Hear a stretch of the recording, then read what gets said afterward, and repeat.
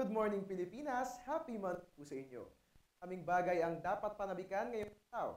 First, today is the first Monday of pangalawa, malapit po ang panahon ng tag-init, so beach season na uli. Pero bago ka tuluyang ma-excite, bangon po muna at samahan mo akong alamin ang latest tungkol sa ating panahon. Kaya naman live mula rito sa Pag-asa Weather and Flood Forecasting Center, kasama niyo po ang inyong weatherman, Harry Bayona. Dito lang po yan kung saan walang pinipiling panahon ang pagbibigay impormasyon. Ito po ang Panahon TV. Today is March 4, 2013. Ngayong araw nga ipinagdiriwang natin ang Puerto Princesa Foundation Day sa Palawan. Layunin ng pagdiriwang na ito na bigkisin ng komunidad ng Puerto Princesa nang sa gayon ay sama-sama nilang maabot ang pag-unlad ng kanilang lugar. At tunay ngang masaya ang Puerto Princesa Foundation Day dahil sa araw na ito, may nagaganap na palitan ng mga produkto, kantahan at sayawan sa kalye, balayon tree planting, makulay na floral parade at tagisan ng pagandahan sa Miss Puerto Princesa. Kung kaya't sa mga kababayan natin dyan sa Palawan, Happy Puerto Princesa Day po sa inyong lahat dyan. Sana'y makasama kami sa inyong pagdiriwang. Ngayon naman, huwag na natin patagalin pa mga kababayan, no? Upang bigyan tayo ng ideya sa magiging lagay ng ating panahon ngayong Lunes, makakasama po natin si Pag-asa Weather Forecaster, Connie Dadivas. Good morning po, Miss Connie. Yes, good morning, Harry. Good morning po. Batiin po natin ng ating mga tagapanood. Magandang umaga sa ating mga taga-subaybay. Alright, happy Monday po, Miss Connie, no? Miss Connie, unang tanong para sa araw na ito. Sa ngayon kasi umiiral ang Northeast Monsoon o amihan. Dahil ba March na, sandali na lang natin ito mararanasan o hanggang kailan nga ba ito iiral? Tama po yun, ina-expect natin.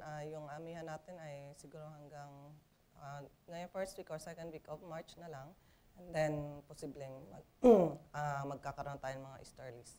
Easterly. So, ibig sabihin, Miss Connie, magaganap na po yung pinakaabangan nating transition between amihan and easterlies sa second week ng March. Opo. Alright, follow-up question po sa transition na ito, no? Ano po ba yung magaganap sa transition na ito? Bakit iinit po yung hangin? Pwede niyo po i-explain sa amin kung paano po yung mekanismo nito?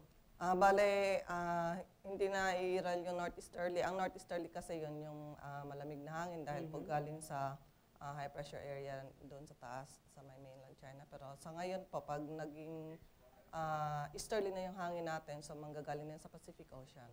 Galing sa Pacific Ocean yung hangin. So, which is warm and moist ang dala nito.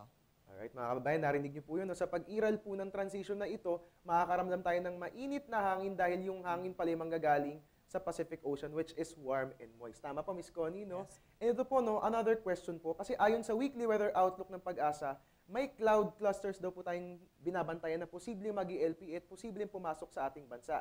Ano po bang development tungkol sa cloud clusters na ito?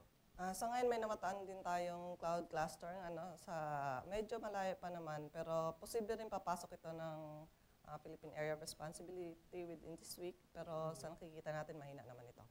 Mahina lang naman po ito. Pero magiging LPA po ito pagpasok? Posible po maging LPA. Ano po yung mga tatamaang lugar just in case maging LPA po itong cloud clusters po? Kung hindi po magbabago ang galaw nito, sa nakikita natin sa models, halos sa karagatan lang siya, Pacific Ocean, then tataas siya papuntang east of northern Luzon. East of northern Luzon. O yan, so sa mga kababayan po natin dyan, no, antabayanan po natin yung ating weather, no?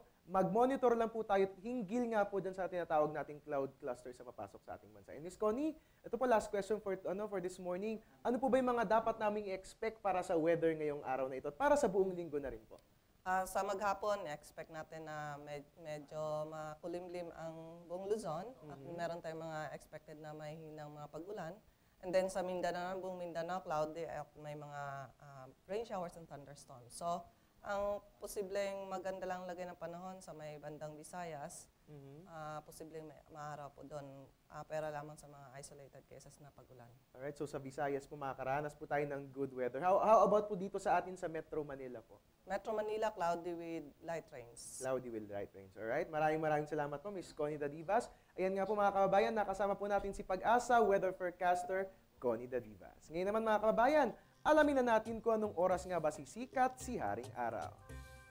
Sisikat si Haring Araw, 6:10 a.m. at ang sunset ay magaganap 6:04 p.m.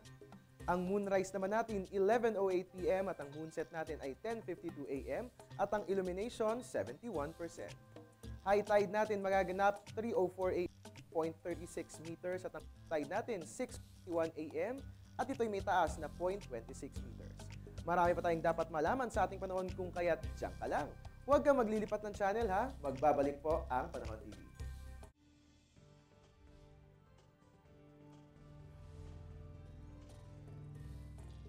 Nagbabalik po ang Panahon TV. Ngayon naman silipin muna natin ang magiging lagay ng temperatura para sa buong bansa. Para sa pagtaya ng ating panahon, mataas po ang temperatura sa SBMA at Lawa. Meron dyan 23 to 32 degrees Celsius at pinakamababa po sa Baguio na may 14 to 25 degrees Celsius. Mataas din po ang temperatura sa Puerto Princesa. Meron tayong 24 to 32 degrees Celsius at pinakamababa po sa Tagaytay na may 22 to 28 degrees Celsius. Samantala, dyan naman po sa Visayas, mataas pong temperatura sa Iloilo at Bacolod. Meron tayong 25 to 32 degrees Celsius. Habang dyan naman sa Metro Cebu, medyo magiging bahagyang malamig ang ating panahon dahil meron tayong 24 to 30 degrees Celsius. Moving over to Mindanao, mataas po ang temperatura sa Zamboanga. Meron tayong 24 to 32 degrees Celsius at pinakamababa po ang temperatura sa Cagayan de Oro na may 23 to 32 degrees Celsius. Ngayon naman mga kababayan, mahalagang malaman din natin ang weather conditions sa selected areas sa ating bansa. Mataas po ang temperatura sa Rojas City. Diyan po yan sa Capiz. Meron tayong 26 to 30 degrees Celsius at pinakamababa po sa Catbalogan, Western Samar. Meron tayong 22 to 31 degrees Celsius. Diyan po sa Dipolog City, Zamboanga. Mataas din po ang temperatura. Meron tayong 25 to 32 degrees Celsius at pinakamababa po sa Surigao del Norte na may 23 to 31 degrees Celsius. Ngayon mga kababayan, papaano nga ba ang wastong pangangalaga sa ating ngipin? Panoorin po natin ang kasagutan, dito lang po yan sa Sigla.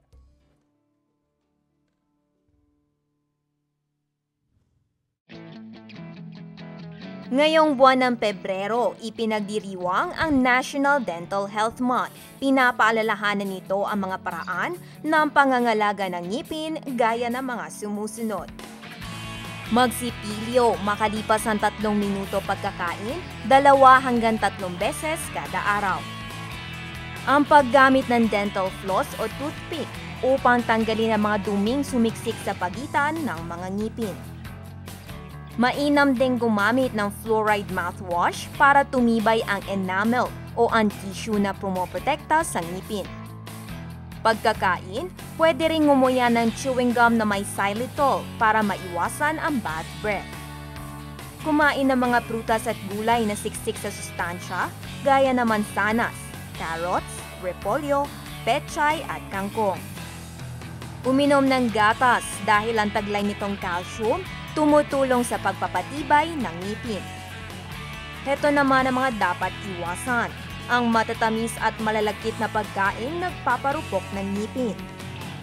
Ang matitigas na pagkain na maaaring maging sanhi ng pagkagasgas at pagkasira ng mga molar o ngiping panguya.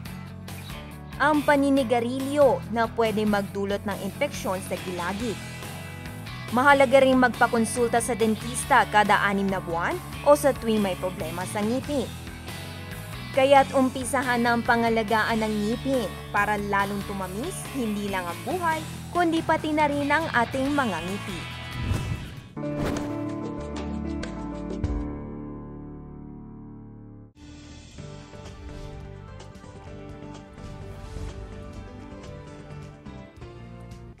Nagbabalik po ang Panahon TV.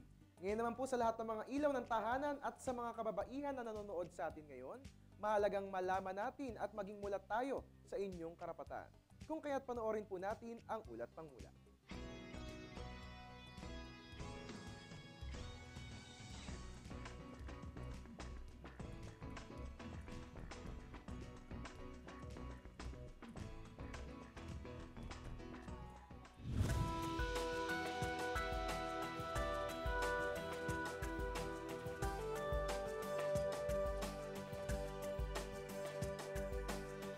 Ano man ang relihiyon, estado sa buhay o kasarian, lahat tayo ay may mga karapatan.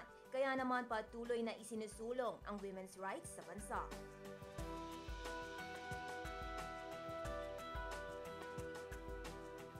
Labag sa mga karapatan ng kababaihan ang Violence Against Women o VAW. Ang pang-aabusong ito maaari mangyari sa pisikal, emosyonal o psikolohikal na paraan. Karamihan sa mga kaso ng vow ay nagmumula sa tahanan o sa mismong kakilala ng biktima. Bukod sa tradisyonal na paniniwalang mas mataas ang antas ng mga lalaki kaysa sa mga babae, itinuturo rin mga maling dahilan ng pang-aabuso ang pagiging mausisa o makulit ng babae at ang pagpapabaya niya sa kanyang tungkulin bilang asawa.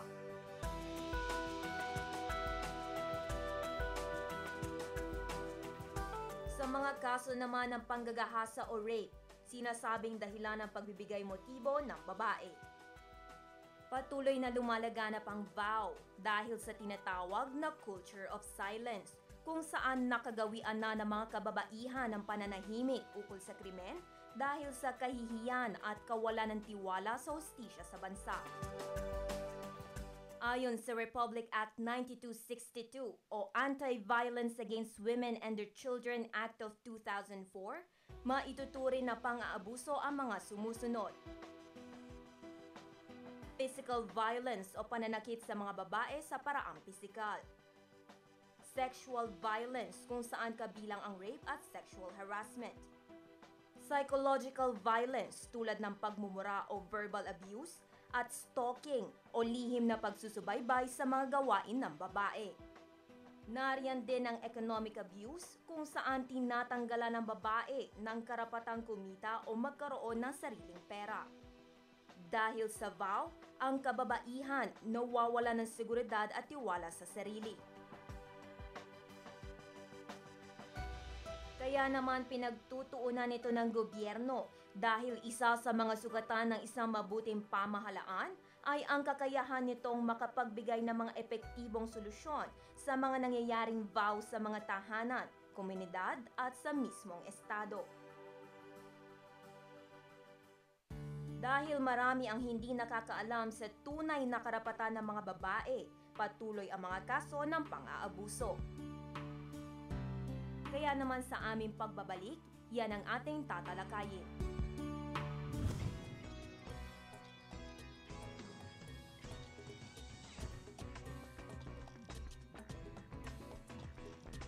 Ayan nga po mga kababayan, no, napanood po natin yung ating ulat-pangulat tungkol po yan sa karapatan po ninyong mga kababaihan. So sa mga meron pong nararanasan mga pang-aabuso po dyan, mabuting ipagbigay alam po natin yan sa otoridad para nang sa gayon ay maiangat po ang inyong karapatan. Ngayon naman po, silipin na natin ang magiging lagay ng panahon in the next 3 days. Ito po sa atin sa Metro Manila, makakaranas po tayo ng makulimlim na panahon simula bukas hanggang sa araw ng Huwebes. Samantala dyan naman sa Metro Cebu, alalay lang po sa paglalaba at pagsasampay nanay dahil magiging maulan simula po yan ngayong araw hanggang sa araw ng Huwebes. At dyan naman sa Metro Davao, bit-bitin ng payong simula bukas hanggang sa Huwebes para hindi kasipunin dahil makakaranas din po dyan ng mga pag-ulan. Ngayon naman, alamin na rin natin ang lagay ng panahon sa selected tourist areas sa ating bansa. Para sa mga piling lugar bakasunan, mataas pong temperatura sa Puerto Galera. Meron tayong 23 to 31 degrees Celsius at pinakamababa po sa Banawe Rice Terraces. Magiging malamig po ang mararanasan nating panahon. Meron tayong 14 to 26 degrees Celsius. Samantala, dyan naman po sa Boracay Island, abay, summer na po. Meron tayong 24 to 32 degrees Celsius, so magiging mainit po dyan. Habang dyan naman sa Naga City, meron tayong 22 to 31 degrees Celsius. Kailan nga ba dapat mag-floss ng ngipin? Panoorin po natin ang kasagutan. Dito lang po yan sa tamang oras.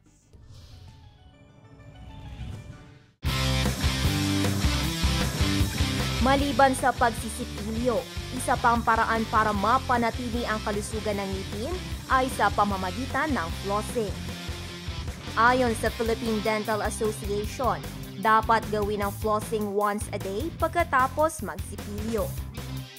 Sa pamamagitan ng flossing, natatanggal ang mga sumiksik na plaque at pagkain sa mga pagitan ng ngipin na hindi naaabot ng sipilyo.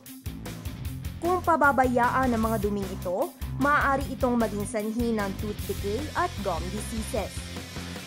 Kaya naman ugaliin ang flossing para mapanatili ang kalinisan ng ngipin.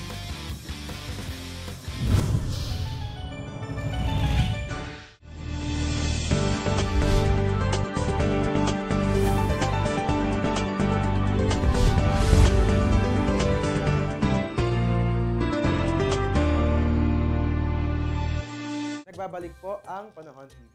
Sa mga kababaihan po dyan, lahat po kayo ay may karapatan. Ano po ba ang mga ito? Panoorin po natin yan sa part 2 ng ating Ulat Pang Ulat.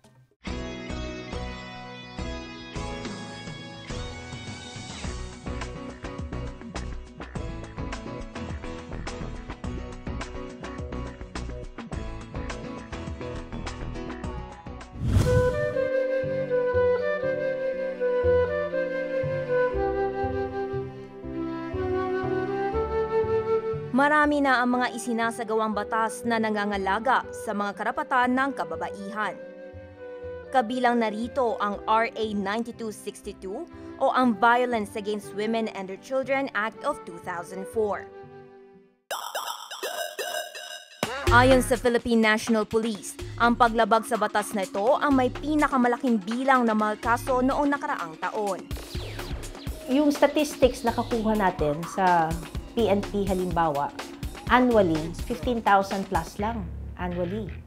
At karamihan doon, mga 11,000 last year, ang patungkol sa anti-violence against women and their children. Ibig sabihin yung binubugbog ng mga kababayan ng kanilang asawa, pati ng kanilang boyfriend kasama yan o live-in partner. Pero ang pang-aabuso nito hindi lang daw nagmumula sa mga kalalakihan. Sa mga kasong same-sex relationship, kung saan ang dalawang babae ang magkarelasyon, maaari rin daw magmula ang pang-aabuso sa mismong babae. Ang mga taong lumalabag sa batas na to, maaaring magkamulta mula 100,000 hanggang 300,000 pesos. Pwede rin silang makulong. Ang haba nito, depende sa bigat na nangyaring pang-aabuso. Inoobliga din ang mga may sala na sumailalim sa psychiatric counseling at treatment upang hindi na maulit ang karahasan. Ang babaeng nakaranas ng pang-aabuso, maaari namang humingi ng protection order para hindi na makalapit sa kanya ang may sala. Ito, pagmulat ito sa mga kababaihan, kung sila ay nakakaranas ng ganito, ay kailangan magsumbong sila, lumapit sila sa pinakamalapit nilang barangay. Pero ang realidad, patuloy pa rin ang mga kasong ito sa kabila ng mga naipasang batas. Ang tanging solusyon daw rito ay ang edukasyon. 2004 pa yung batas na yan magsasampung taon na. Bakit nangyayari pa rin? So hinihikayat natin na ang mga kababaihan, may protection sila sa batas. No? So alamin nila yung karapatan nila tungkol dito sa mag-eliminate ng violence against women para mawakasan na talaga ito. Kasi walang karapatan ang mga kalalakihan na manakit.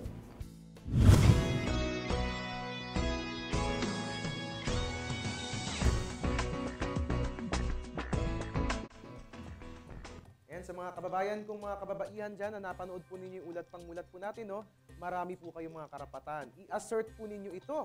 At sa lahat ng mga kababayan kong mga kalalakihan na nanonood ngayon, mahalin po ninyo ang inyong mga kapwa babae. Sa mga mister po dyan, mahalin po ninyo ang inyong mga asawa. Sa mga magsota dyan o sa mga mag-boyfriend, mag-girlfriend, mahalin po ninyo ang inyong girlfriend. Dahil may karampatang kaparusahan po yan kung sasaktan po ninyo ang inyong kapwa babae. Ngayon naman po, silipin na po natin ang magiging lagay ng panahon sa selected Asian cities. Mataas po ang temperatura, dyan po yan sa Hong Kong. Meron tayong 13 to 16 degrees Celsius at pinakamababa po sa Beijing, China. Malamig po dyan mga kababayan, meron tayong negative 4 to 6 degrees Celsius. Dyan naman po sa Bangkok, Thailand, mataas din po ang temperatura. Meron tayong 27 to 35 degrees Celsius at dyan po sa Hanoi, Vietnam, mababa po ang temperatura dyan. Meron tayong 13 to 18 degrees Celsius. Diyan naman po sa Phnom Penh, Cambodia, mataas po ang temperatura, meron tayong 26 to 36 degrees Celsius at pinakamababa po sa Ho Chi Minh, Vietnam na may 24 to 36 degrees Celsius. Ngayon naman mga kaibigan, ano nga po ba ang asteroid? Alamin po natin yan dito lang sa Napapanahong Kaalaman.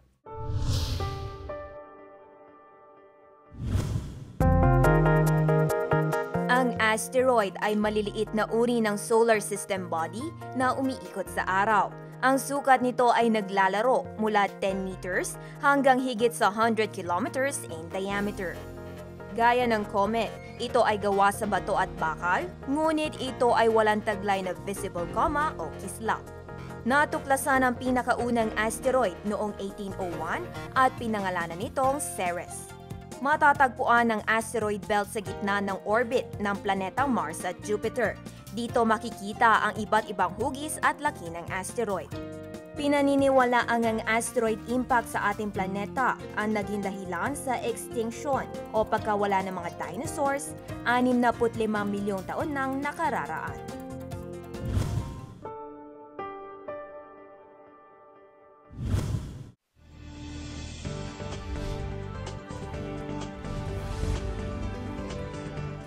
Nagbabalik po ang Panahon TV. Ngayon po mga kababayan, inilabas na po ng Pag-asa ang 5 AM weather update. At ayon nga po rito, para sa magiging lagay ng ating panahon para sa araw na ito, umiiral pa rin po ang northeast monsoon, partikular na po yan dito po sa atin sa Luzon. Para sa magiging lagay ng panahon po natin sa iba't ibang bahagi ng ating bansa, dyan po yan sa Mindanao, makararanas po tayo ng cloudy skies na may light to moderate rain showers or thunderstorms, habang dyan naman po sa Cagayan Valley, sa Cordillera Administrative Region, sa Central Luzon, sa Metro Manila, at dito po sa atin sa Calabarzon at sa Mimaropa, makararanas po tayo dyan ng cloudy skies na may light rains. Ngayon, para sa magiging lagay ng panahon, para sa natitirang bahagi naman ng ating bansa, asahan po natin na magkakaroon tayo ng partly cloudy skies na may isolated rain showers or thunderstorms. Ngayon naman mga kababayan, alamin din po natin na ang ating extremes of temperature. Ang ating minimum temperature ay 22.8 degrees Celsius, 6 AM po yan. At ang ating maximum temperature ay 28.8 degrees Celsius, 1:50 PM po yan. Para sa ating relative humidity, ang minimum po natin ay 70%, magaganap po yan sa 12 noon. At ang ating maximum ay 96% at magaganap po yan ngayong 6 AM. At dahil nga March is Fire Prevention Month, mahalagang malaman natin ang fire prevention tips. Kung kaya't ito ang aming mga paalala, dito po yan sa Laging Handa.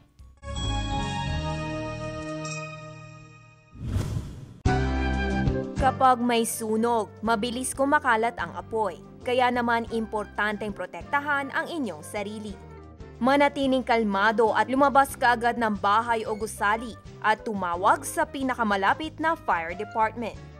Kung hindi pwedeng madaanan ng pintuan, maghanap ng pangalawang madadaanan katulad ng bintana. Kapag ang inyong damit ay nadikit sa apoy, tumigil ka agad sa paglalakad, drop to the ground at magpagulong-gulong hanggang sa mawala ang apoy. At kung kayo ay may mga kamag-anak na naiwan sa loob ng bahay, kaagad ipagbigay alam sa mga bumbero upang sila ay mailigtas. Laging tandaan, hindi natin maiiwasan ang anumang trahedya o sakuna. Kaya ang sapat na kaalaman at tamang aksyon ang makakasalba sa atin sa mga ganitong pangyayari.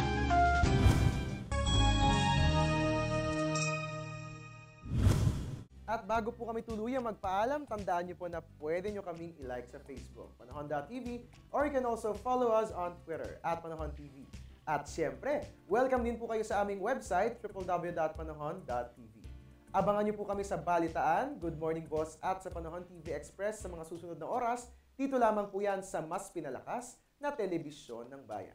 Live mula rito sa Pag-asa Weather and Flood Forecasting Center, nakasama niyo po ang inyong weatherman, Harry Bayona. Dito lang po yan kung saan walang pinipiling panahon ang pagbibigay impormasyon. Ito po ang Panahon TV.